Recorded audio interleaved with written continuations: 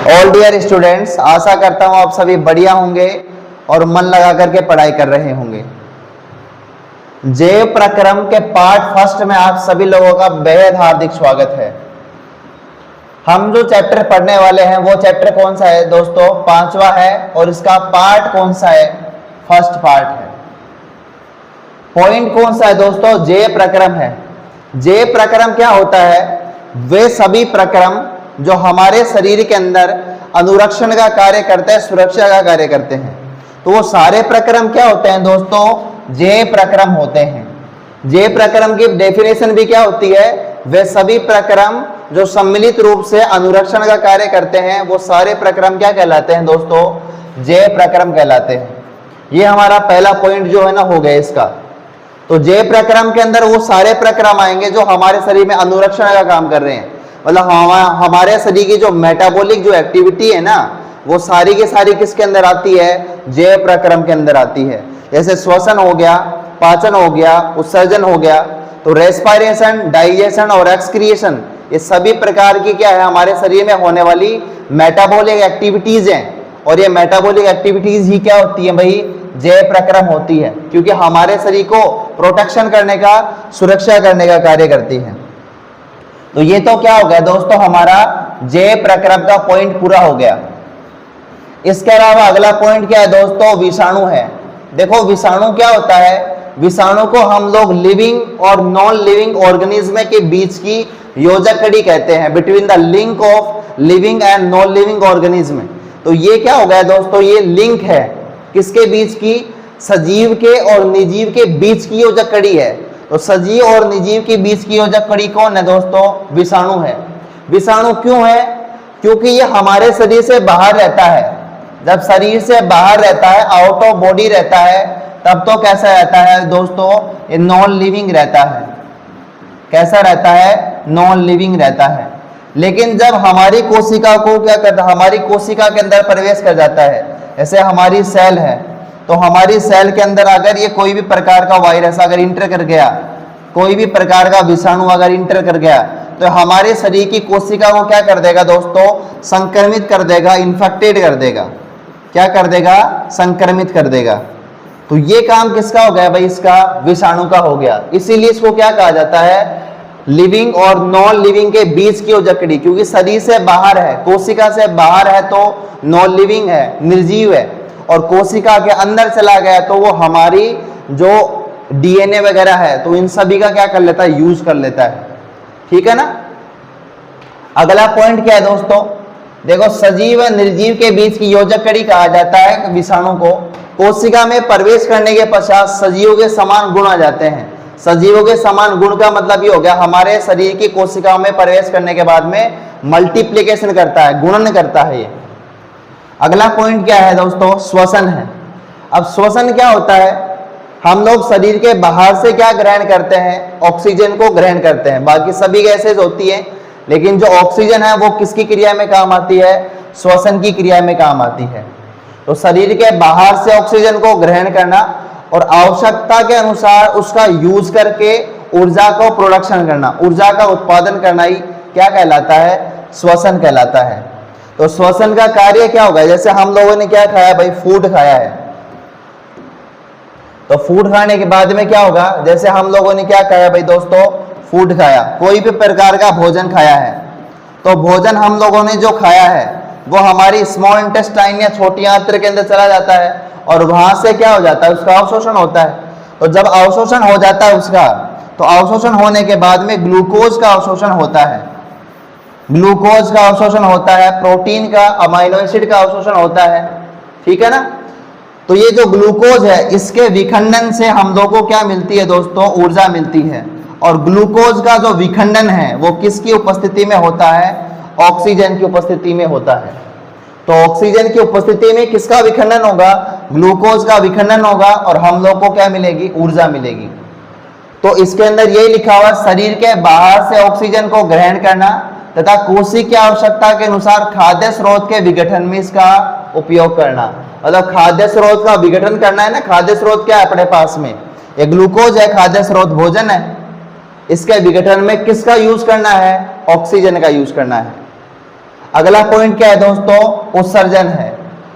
अब जो भी प्रोडक्ट हम लोग खाते हैं, तो जो हम लोग खाए हैं, तो उसके अंदर जो आवश्यक पदार्थ वो तो हमारे शरीर में यूज कर लिए जाते हैं, लेकिन जो अपशिष्ट पदार्थ है उनको शरीर से बाहर निकालना क्या होता है, आवश्यक होता है। तो अपशिष्ट उत्पादों को शरीर से बाहर निकालना अति आवश्यक होता है, और इस प्रक्रिया को क्या कहा जाता है दोस्तों, उत्सर्जन कहा जाता है। क्या बोलते हैं इसको, उत्सर्जन या एक्सक्रिएशन कहते हैं। अगला पॉइंट क्या है दोस्तों, हमारा भोजन है। देखो भोजन क्या होता है, भोजन किसको कहेंगे अपन, और जिसको खाने से हम लोग को क्या मिलती है, ऊर्जा मिलती हो, तो जिसको खाने से हम लोग को ऊर्जा मिलती है उसको क्या कहा जाता है, उसको भोजन कहते हैं। वह पदार्थ जिसके अंतः ग्रहण या खाने से एवं पाचन के बाद हमें ऊर्जा प्राप्त होती है, मतलब जो ऊर्जा का स्रोत है ना, एनसीईआरटी में डायरेक्ट ये लिख रखा है कि ऊर्जा के स्रोत को क्या कहा जाता है, भोजन कहा जाता है। जो सोर्स ऑफ फूड, ऊर्जा का जो स्रोत है ना, सोर्स ऑफ एनर्जी, ऊर्जा का जो स्रोत है वो क्या कहलाता है भाई, भोजन कहलाता है। और उसका अंतः ग्रहण करने के बाद में हम लोग क्या करते हैं, पाचन की क्रिया करते हैं, और पाचन की क्रिया के बाद में उस भोजन से हम लोगों को क्या मिलती है, एनर्जी मिलती है, ऊर्जा मिलती है। पोषण किसे कहेंगे, पोषण क्या होता है भाई, पोषण किसे कहा जाता है, ऊर्जा के स्रोत को शरीर के अंदर लेने के प्रक्रम को। अब ऊर्जा का स्रोत क्या है भाई, ऊर्जा का स्रोत भोजन है, तो भोजन को शरीर के अंदर लेने के प्रक्रम को क्या कहा जाता है, पोषण या न्यूट्रिशन कहते हैं। क्या बोलते हैं दोस्तों, पोषण या न्यूट्रिशन कहते हैं। तो इस पॉइंट के अंदर, इस पार्ट में अपन ने क्या क्या पढ़ लिया, जे प्रक्रम पढ़ लिया, सजीवों के गुण पढ़ लिए अपन ने, विषाणु पढ़ लिया, श्वसन पढ़ लिया, इसके अलावा उत्सर्जन हो गया, भोजन और पोषण पढ़ लिया। अब देखो दोस्तों, पोषण अपन ने पढ़ लिया कि ऊर्जा का जो स्रोत है ना, उस स्रोत को अंतः ग्रहण करने की जो प्रक्रिया है वो पोषण कहलाती है। अब देखो दोस्तों, पोषण जो है ना, पोषण दो प्रकार का होता है। पोषण कितने प्रकार का होता है, दो प्रकार का होता है। एक होता है स्वयं पोषण और एक होता है विषम पोषण। देखो स्वयं पोषण और विषम पोषण क्या होता है दोस्तों, स्वयं पोषण और विषम पोषण क्या होता है, स्वयं पोषण का अर्थ क्या हो गया, पोषण का वह प्रकार जिसमें कोई भी जो जीव है ना वो अपना भोजन खुद बनाता है, स्वयं संश्लेषित करता है। तो जो हरे पेड़ पौधे अपने पास में, हरे प्लांट है, या अपन बीजीए ब्लू ग्रीन एल्गी की बात करें, नील हरी शैवाल की अपन बात करें, तो ऐसे जीव क्या करते हैं भाई, ये प्रकाश संश्लेषण की क्रिया द्वारा अपना भोजन खुद बना सकते हैं, खुद संश्लेषित कर सकते हैं। तो ये कौन सी क्रिया के द्वारा, प्रकाश संश्लेषण की क्रिया के द्वारा अपना भोजन स्वयं संश्लेषित करते हैं दोस्तों। ये कौन होते हैं, ये हरे पादप और बीजीए ब्लू ग्रीन एल्गी, नील हरी शैवाल हो सकते हैं। तो ये स्वयं पोषण ही तो है ना। अब इस क्रिया के अंदर हो क्या रहा है, स्वयं पोषण का मीन क्या हो गया, पोषण का वह प्रकार जिसमें जीव अपना भोजन स्वयं संश्लेषित कर रहा है, खुद बना रहा है। तो पोषण का वो प्रकार है ये, जिसमें जो जीव है, जो पेड़ पौधे हैं, जो नील हरी शैवाल है, वो फोटोसिंथेसिस रिएक्शन करते हैं, और फोटोसिंथेसिस रिएक्शन करके अपना भोजन खुद बनाते हैं, खुद तैयार करते हैं। इसको स्वयं पोषण कहा जाता है। अगला पॉइंट क्या है दोस्तों, और ये विषम पोषण, क्योंकि जो पोषण है वो कितने प्रकार का है, दो प्रकार का है। पहला कौन सा हो गया, स्वयं पोषण, और दूसरा कौन सा हो गया, विषम पोषण। तो विषम पोषण किसे कहेंगे, पोषण का वो प्रकार जिसमें जीव अपना भोजन स्वयं संश्लेषित नहीं करता है, खुद संश्लेषित नहीं करता, खुद नहीं बनाता है, उसे क्या कहा जाता है, विषम पोषण कहा जाता है। क्या कहते हैं दोस्तों, उसको विषम पोषण कहते हैं। तो पहला कौन सा हो गया, स्वयं पोषण, और दूसरा कौन सा हो गया, विषम पोषण। विषम पोषण किसे कहेंगे, पोषण का वह प्रकार जिसमें जो जीव है वो अपना भोजन स्वयं संश्लेषित नहीं कर सकता, इसे क्या बोलते हैं भाई, विषम पोषण कहते हैं। अब पोषण के आधार पर जो जीव है वो भी कितने प्रकार के होते हैं भाई दोस्तों, दो प्रकार के होते हैं। कितने प्रकार के होते हैं, दो प्रकार के होते हैं। तो पोषण के आधार पर जो जीव है वो भी कितने प्रकार के हैं, दो प्रकार के हैं। एक तो स्वयं पोषी जीव है और एक विषम पोषी जीव है। कैसा जीव है, स्वयं पोषी, और एक विषम पोषी जीव है। स्वयंपोषी जीव कौन से होते हैं? स्वयंपोषी जीव कौन से हैं? जो हरे पेड़ पौधे हैं वो स्वयंपोषी जीव ही तो हैं। हरे पेड़ पौधे हैं वो कैसे हैं भाई? स्वयंपोषी जीव ही तो हैं। या अपन बात कर सकते हैं कि जैसे बीजीए है, ब्लू ग्रीन एल्गी है, तो ये भी कैसा हो गया? बीजीए है। ये भी कैसा हो गया भाई? स्वयंपोषी हो गया। तो स्वयंपोषी जीव का मतलब क्या हो गया? ये ऐसे जीव हैं, ये जो पेड़ पौधे हैं, हरे पेड़ पौधे हैं, बीजीए है, ये ऐसे जीव हैं जो अपना भोजन स्वयं संश्लेषित करते हैं। और ये कौन सी क्रिया द्वारा अपना भोजन बनाते हैं? फोटोसिंथेसिस रिएक्शन द्वारा, प्रकाश संश्लेषण की क्रिया द्वारा अपना भोजन स्वयं संश्लेषित करते हैं। ये जीव क्या कहलाते हैं? स्वयंपोषी जीव। और नेक्स्ट कौन सा है भाई? विषमपोषी जीव। विषमपोषी जीव क्या होंगे दोस्तों? ऐसे जीव जो अपना भोजन स्वयं संश्लेषित नहीं कर सकते और अपने भोजन के लिए, मतलब जो भोजन है उसके लिए अन्य जंतुओं पर क्या होते हैं? निर्भर होते हैं, दूसरे जंतुओं पर डिपेंड होते हैं। ऐसे जीवों को क्या कहा जाता है दोस्तों? विषमपोषी जीव कहते हैं। तो स्वयंपोषी जीव और विषमपोषी जीव मतलब पोषण के आधार पर जो ऑर्गेनिज्म है वो दो प्रकार के हो गए, स्वयंपोषी और एक कौन सा हो गया दोस्तों? विषमपोषी हो गया। इसके अलावा कुछ जो जीवाणु होते हैं, सल्फर जीवाणु, वे भी क्या होते हैं दोस्तों? विषमपोषी हो सकते हैं। ठीक है।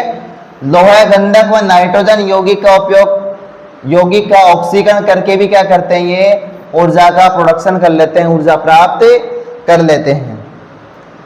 अब देखो जो जीव है, कोई भी जो जीव है वो क्या करता है दोस्तों? ऊर्जा का फॉर्मेशन या ऊर्जा का निर्माण कर लेता है। मतलब जो भोजन है उसको ग्रहण करता है और ऊर्जा उसमें प्रोडक्शन हो जाती है। तो कोई भी प्रकार का जो जीव है वो क्या करता है? कार्बोहाइड्रेट का पाचन करता है। और कार्बोहाइड्रेट का पाचन करके क्या करता है? उसको स्टोर भी करता है। क्या करता है दोस्तों? उसको स्टोर भी करता है, स्टोर भी करता है। अब कार्बोहाइड्रेट को जो पेड़ पौधे हैं, जो हरे पेड़ पौधे हैं, वो किसके रूप में स्टोर करके रखते हैं दोस्तों? स्टार्च के रूप में स्टोर करके रखते हैं। किसके रूप में? स्टार्च के रूप में स्टोर करके रखते हैं। जो भी कार्बोहाइड्रेट है, जो भी ग्लूकोज है, उसका संचय जो है पेड़ पौधे किसके रूप में करते हैं? स्टार्च के रूप में करते हैं। और यही अगर अपन एनिमल्स की बात करें, जंतुओं की बात करें, तो जो जंतु हैं वो कार्बोहाइड्रेट को, किसको? कार्बोहाइड्रेट को लीवर के अंदर, किसके अंदर दोस्तों? लीवर के अंदर, जिसको हम लोग क्या बोलते हैं? यकृत बोलते हैं। तो यकृत के अंदर क्या करते हैं? इसको स्टोर करके रखते हैं। जो ग्लूकोज है इसका स्टोर करके रखते हैं। और किसके रूप में करते हैं भाई? ग्लाइकोजन के रूप में करते हैं। किसके रूप में करते हैं? ग्लाइकोजन के रूप में। तो ग्लाइकोजन है क्या? ग्लाइकोजन कैसे बनेगा भाई? जैसे ग्लूकोज है, ऐसे और ग्लूकोज जुड़ेगी, और ग्लूकोज जुड़ेगा, और ग्लूकोज जुड़ेगा।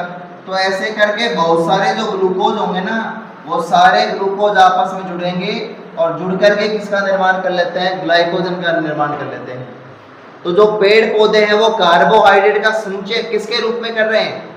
कार्बोहाइड्रेट का संचय स्टार्च के रूप में कर रहे हैं। बहुत इंपॉर्टेंट क्वेश्चन है। किसके रूप में कर रहे हैं? स्टार्च के रूप में कर रहे हैं। और जो जंतु है वो भोजन का संचय किसके रूप में कर रहे हैं भाई? ग्लाइकोजन के रूप में कर रहे हैं। ठीक है ना? किसके रूप में कर रहे हैं? ग्लाइकोजन के रूप में कर रहे हैं। तो हमारा पॉइंट यहाँ तक क्लियर हो गया दोस्तों। बाकी का पॉइंट नेक्स्ट पार्ट में पढ़ेंगे। धन्यवाद।